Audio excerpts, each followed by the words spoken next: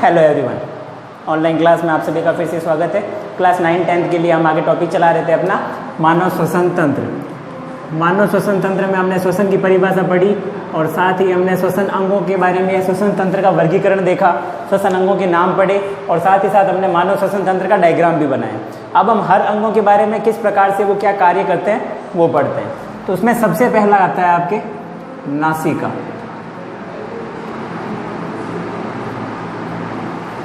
ठीक है, अब नासिका हमारे शरीर में वायु का प्रवेश द्वार है। तो वायु का प्रवेश द्वार,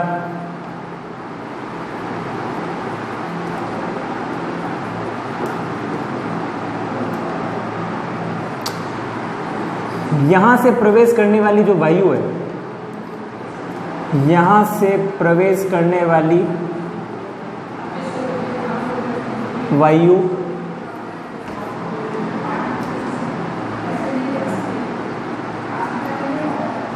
शुद्ध होकर आगे जाती है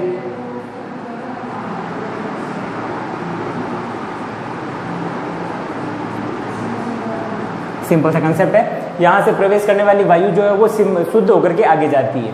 अब किस प्रकार? तो शुद्ध करने के लिए नासिका में पतले महीन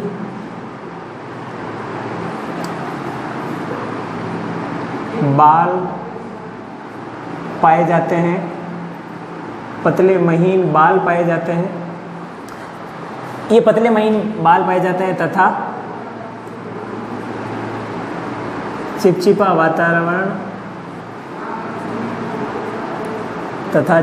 वातावरण ये क्या करेगा?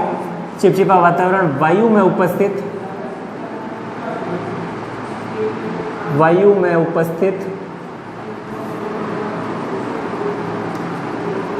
धूल के कणों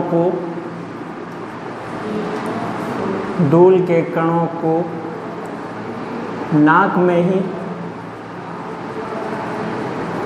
रोक लेते हैं। तो ये नासिका के अंदर जो पतले महीन बाल और ये आप कहेंगे जो चिपचिपा वातावरण है वो वायु में आने वाले धूल के कणों को या जो अशुद्धियां हैं उनको ये कण यहीं पर रोक लेंगे और आगे जो वायु जाएगी वो पूर्ण रूप से शुद्ध वायु जाएगी। अगला नासिका से वायु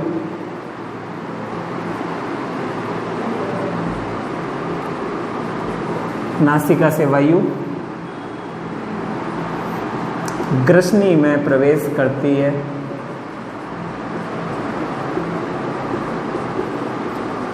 नासिका से वायु आगे कहाँ जाएगी?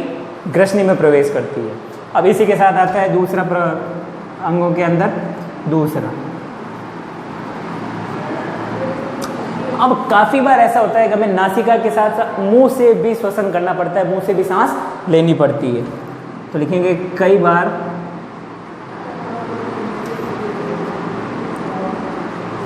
मुख से भी श्वसन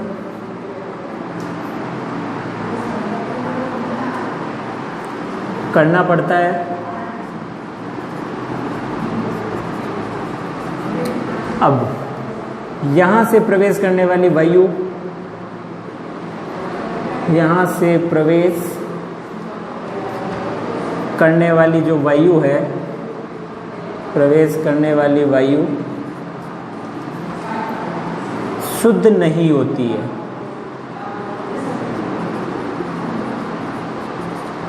शुद्ध नहीं होती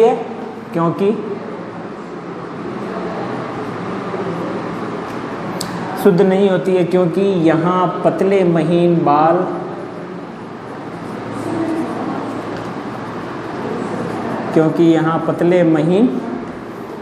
बाल नहीं पाए जाते।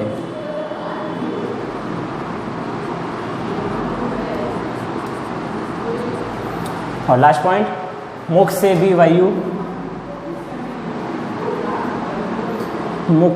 वायु आगे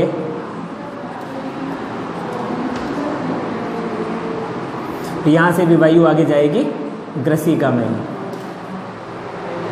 ग्रसनी में, सॉरी। यहाँ से भी, मुख से भी आगे वायु ग्रसनी में प्रवेश करती है। तो हमने दो अंग पढ़े स्टार्टिंग में, नासिका, मुख। नासिका का कार्य हो गया यहाँ से आपके वो वायु जो प्रवेश करती है, प्रवेश द्वार है, प्रवेश करती है, वो शुद्ध होती है क्योंकि पतले महीन बाल पाए जाते हैं जो उसमें धूल के कणों को वहीं रोक लेते हैं। जबकि कई बार जब मुख से श्वसन करते हैं तो वायु जो प्रवेश करती है वो शुद्ध नहीं होती है क्योंकि वहाँ कोई भी पतले महीन बाल नहीं पाए जाते। और वायु से मुख से भी आगे जाने के लिए जो रास्ता है वो यही है, आपके मुख से भी आगे वायु ग्रसनी में ही प्रवेश करती है। हाँ जी, तो आगे हम पढ़ते हैं मानव श्वसन तंत्र के अंदर तीसरा भाग जो है ग्रसनी।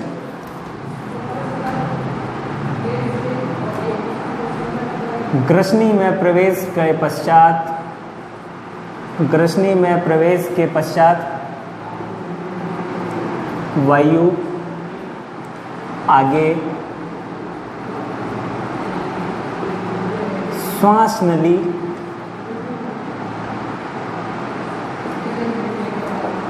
की तरफ जाती है।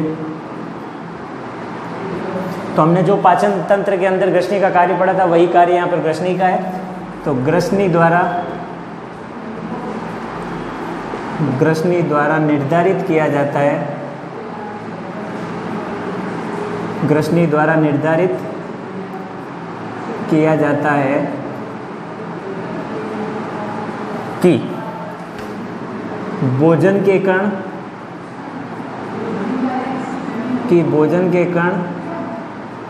भोजन नली में,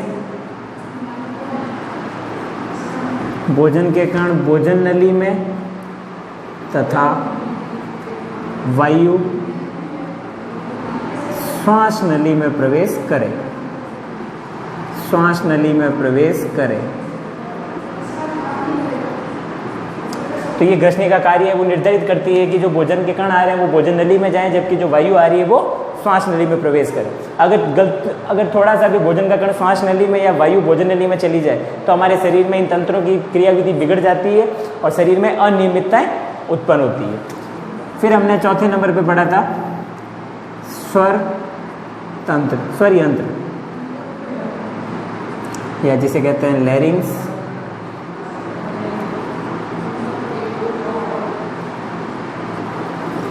तो इसमें आएगा ग्रसनी से आगे वायु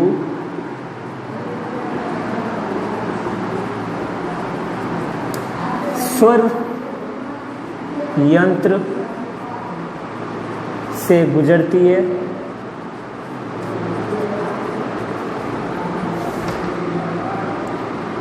स्वर यंत्र में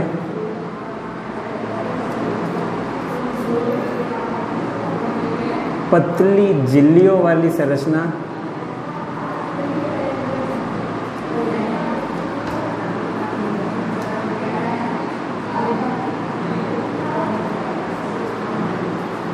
पतली झिल्लियों वाली संरचना जिसे हम कहते हैं वाक्कोश,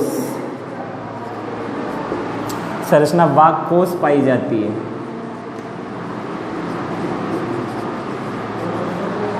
ठीक है, जब फेफड़ों से वायु आकर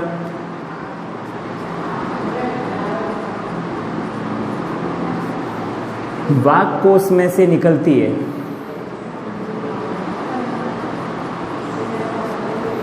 वाक्कोश में से निकलती है तो झिल्लियों में कंपन होता है। ये जो वाक्कोश के अंदर हम कह रहे हैं पतली झिल्लियाँ पाई जाती है, तो इन झिल्लियों में कंपन होता है तथा इस कंपन के